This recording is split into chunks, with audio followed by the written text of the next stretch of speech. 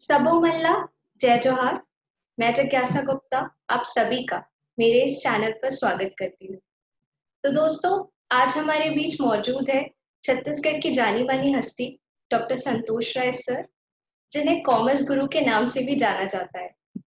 He has been honored by Guinness Book of World Record, Limca Book of Record, India Book of Record, and also the Golden Book of World Record. While he has been awarded more than 14 times and internationally and also 42 times nationally. Sir, आपका बहुत बहुत स्वागत है हमारे इस channel पर। नमस्ते। तो सर, आपने इतने कम टाइम पे इतनी ज्यादा सक्सेस अचीव की है, आप कैसे हैंडल करते हैं इस चीज को? जिज्ञासा जी, मैं बताना चाहूंगा, यूथ को भी बताना चाहूंगा, सबको बताना चाहूंगा कि सक्सेस जो हम डिफाइन करते हैं सफलता, वो जस्ट एक सीढ़ी है। जैसे ही आप कोई एक ऑब्जेक्ट बनाते हैं और उस ऑब्जेक्ट तक पहुंच जाते हैं तो ऑटोमेटिक वो सक्सेस नहीं है, वो सीढ़ी तक पहुंच गए, नेक्स्ट सीढ़ी अपने आप यानी नेक्स्ट ऑब्जेक्ट अपने आप तैयार हो जाता है। तो स्टेप वाइज आप चलते रहिए तो चीजें अपने आप अपने मंजिल तक पहुंच जाएंगे। बिल्कुल सर, क्योंकि आप काफी समय से, इनफैक्ट काफी टाइम से आप स्टूडेंट्स के साथ कनेक्टेड रहे हैं, चाहे वो कॉमर्स फील्ड के स्टूडेंट्स हो या दूसरे बैकग्राउंड के। आप मोटिवेशनल स्पीकर भी है, आप स्टूडेंट्स से हमेशा कनेक्टेड रहते हैं। तो सर, आपको एक चीज सोशल मीडिया, क्योंकि स्टूडेंट्स के बीच ये काफी फेमस है और आजकल पेरेंट्स भी काफी बिजी रहते हैं इसमें, तो सोशल मीडिया का कैसे हम अच्छी तरीके से उपयोग कर पाए और क्या ऐसी चीजें जो हमको अवॉइड करनी चाहिए, उस पर कुछ बताएं। जिज्ञासा जी, मैं ये कहना चाहूंगा कि हर चीज के दो पहलू होते हैं और अब वक्त बदल चुका है, क्योंकि बहुत पहले हमारे बड़ों ने कहा है कि परिवर्तन संसार का नियम है। तो चेंज तो होगा ही, उस चेंज को एक्सेप्ट करना है।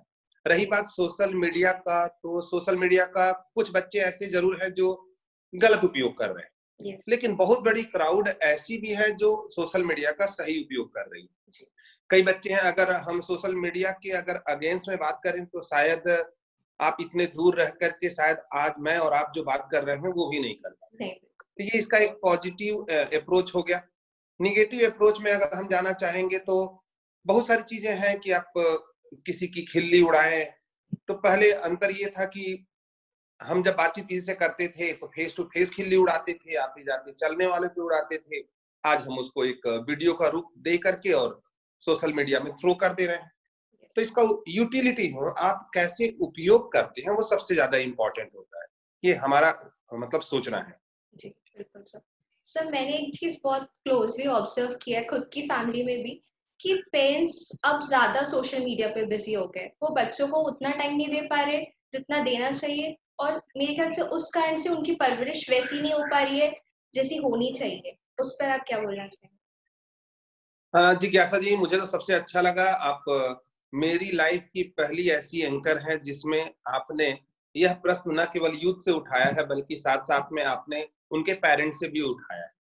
नहीं तो सामान्यतः सारी दुनिया यूथ को सुधारने चली है, सारी दुनिया दूसरे को सुधारने चली है। लेकिन हम जब बचपन में हुआ करते थे तो हमारी एक टीचर थी और वो जब पढ़ाती थी तो कहती थी कि जब किसी को अपनी एक उंगली से इशारा करते हो तो बाकी उंगलियां खुद की तरफ इंडिकेट करती। तो पेरेंट्स अगर सोशल मीडिया में पेरेंट्स ही इन्वॉल्व रहेंगे बहुत ज्यादा तो बच्चों को क्या बताएंगे। एक फैमिली के अंदर अगर 4-6 लोग बैठे हैं और सब लोग मोबाइल लेकर के बैठे हैं तो कुछ क्वालिटी टाइम होना चाहिए। मैं ये नहीं कहता कि मैं सोशल मीडिया के अगेंस्ट में हूँ, पेरेंट्स भी यूज करें, वो भी बदलती हुई टेक्नोलॉजी को बहुत अच्छे से अपने अंदर लें। लेकिन साथ साथ में सबसे इंपॉर्टेंट ये है कि पेरेंट्स एक क्वालिटी टाइम बच्चों को दें, उनके अंदर क्या चल रहा है। और वो टाइम ऐसा होना चाहिए कि भले हम आधा घंटा 1 घंटा, और अभी तो हम ये कह सकते हैं कि ऐसी परिस्थिति है लॉकडाउन में कि नहीं चाहते भी हम एक दूसरे के साथ रहना पड़ेगा और रह रहे हैं। तो नहीं चाहने वाले इसको भी आप क्वालिटी टाइम के रूप में यूटिलाइज करें। और पेरेंट्स को अपने बच्चों के साथ ये डिसाइड कर लेना चाहिए कि हम आज रात को 9 से 10 जब बैठेंगे कोई मोबाइल यूज नहीं करेगा। तो उस समय आप बच्चों को जान पहचान पाएंगे और बच्चे आपको जान पहचान पाएंगे। तो यहाँ पर अभी जो लॉकडाउन का पीरियड है उसको बेहतर तरीके से यूटिलाइज करें। अगर आप मुझसे अगर डायरेक्ट क्रॉस क्वेश्चन करेंगी, क्योंकि मैं थोड़ा कथनी और करनी के चीजों को नजदीक लाने की कोशिश करता हूँ कि सर अभी लॉकडाउन के पीरियड में आपने क्या किया। तो मैं ये कहूंगा जिज्ञासा जी, न केवल मैं ऑनलाइन क्लास लिया या ले रहा हूँ, वीडियो क्लास भी बच्चों को थ्रो कर रहा हूँ, और साथ साथ में मैंने एक पर्सनालिटी डेवलपमेंट में लगभग बुक कंप्लीट स्टेज तक पहुंच गई है, लिख डाली है, जो जैसे ही लॉकडाउन खत्म होगा प्रिंट आउट करके वो सब जगह रहेगा। जरूर जरूर सर, हम बिल्कुल पढ़ना चाहेंगे वो बुक। और सर मेरे को एक और भी एक क्वेरी है कि कई बार र्यूमर्स फैल रहे, क्योंकि हम अभी कोरोना काल में चल रहे हैं, और र्यूमर्स ऐसे फैलाते हैं लोग जिसका कोई भी तथ्य नहीं, प्रूफ नहीं होता है, but they just spread it. तो उनको आप क्या मैसेज देना चाहेंगे कि कोई भी मैसेज फॉरवर्ड करने से पहले कैसे रुके, कैसे सोचे? ये तो एक मैं ये कहूंगा कि बच्चों को या यूथ को या बड़ों को, सबको ये बात सोचना चाहिए कि जब तक किसी भी इंफॉर्मेशन के ट्रू है कि फॉल्स है उसकी जांच ना कर लें या उसके प्रॉपर सिस्टम को जांच ना करें, तब तक फॉरवर्ड करने का जो काम है वो नहीं करना चाहिए। अभी जो ये व्हाट्सएप यूनिवर्सिटी चालू हुई है, बगैर सोचे सब में होड़ मची हुई है कि कौन किससे कितना जल्दी फॉरवर्ड करता है, कौन इंफॉर्मेशन कहीं डिलीवर्ड करता है। मैं तो ये कहता हूँ कि फॉरवर्ड मैसेज को डिलीट ही कर दो।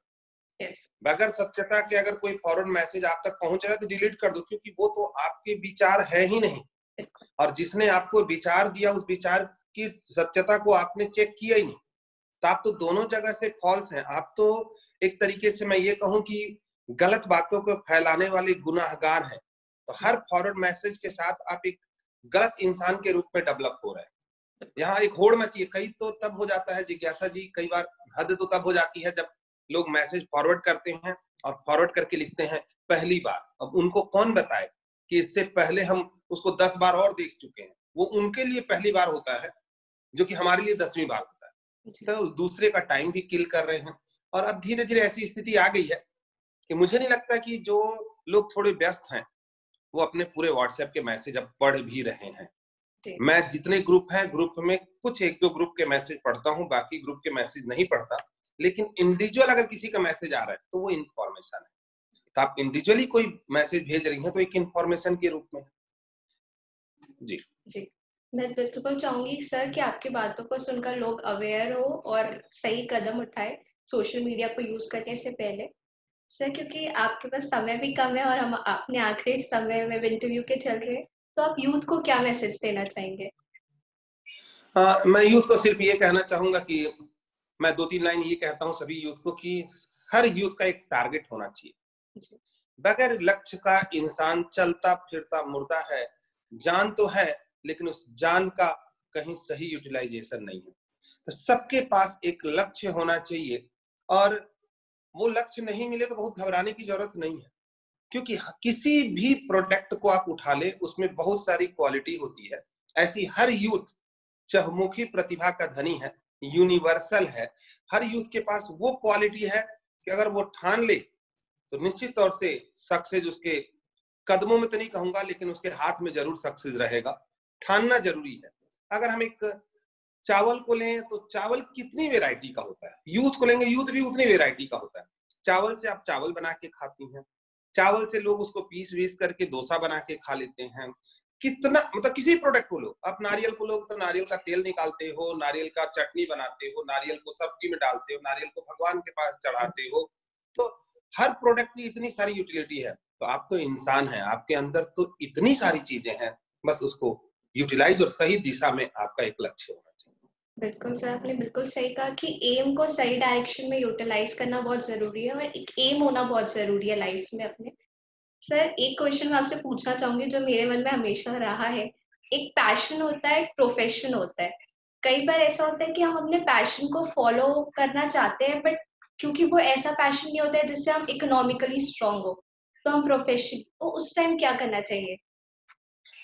हाँ जिज्ञासा जी, मैं यूथ के लिए भी, और चूंकि ये आपका खुद का भी क्वेश्चन है तो आपके लिए भी कहना चाहूंगा कि अगर आप रियल में पैशनेट हैं तो कभी भी इकोनॉमिक कंडीशन या फिनेंशियल कंडीशन आपके आड़े नहीं आएगी।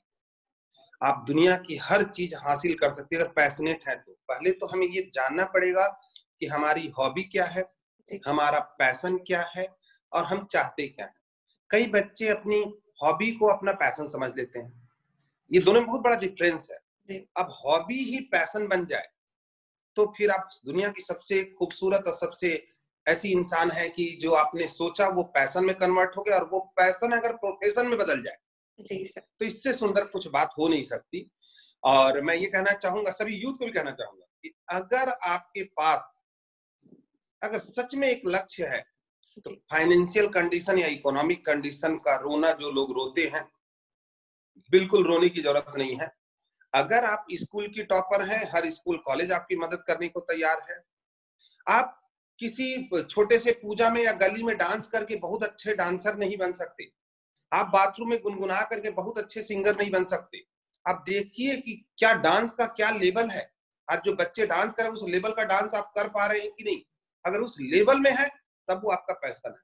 आप 7 दिन में 1 दिन डांस कर लेते हैं, थोड़ा सा गुनगुना लेते हैं, बोलते हैं माय पैशन इज डांस या माय पैशन इज सिंगिंग, ये बेकार की बात है। जी। पैशन तो वो होता है जो आपको सोने ना दे। पैशन तो वो होता है जो हरदम आपके चेहरे पे मुस्कुराहट ला दे। पैशन तो वो होता है जो आवर को कैलकुलेट नहीं करे कि मैंने 2 घंटा काम किया। पैशन तो दिन रात चलता है। तो पैशन अगर किसी ने चुन लिया तो दुनिया में कोई ऐसी चीज नहीं जो उसके सक्सेस में बाधक हो। वो 100% सक्सेस होगा ही, और पैशन के हिसाब से आगे बढ़ेगा ही। जी सर, बिल्कुल सही कहा आपने कि जो भी हम पैशन चुने हम उसके टॉप में रहे हमेशा। टॉप के अलावा हमारा कुछ और एम ना हो, हमेशा टॉप पे अचीव करना चाहिए। Thank you so much sir हमारे इस इंटरव्यू का पार्ट बनने के लिए और अपने बिजी शेड्यूल से हमें थोड़ा-सा समय देने के लिए हम आपके बहुत-बहुत आभारी हैं। Thank you sir. जय जवाहर।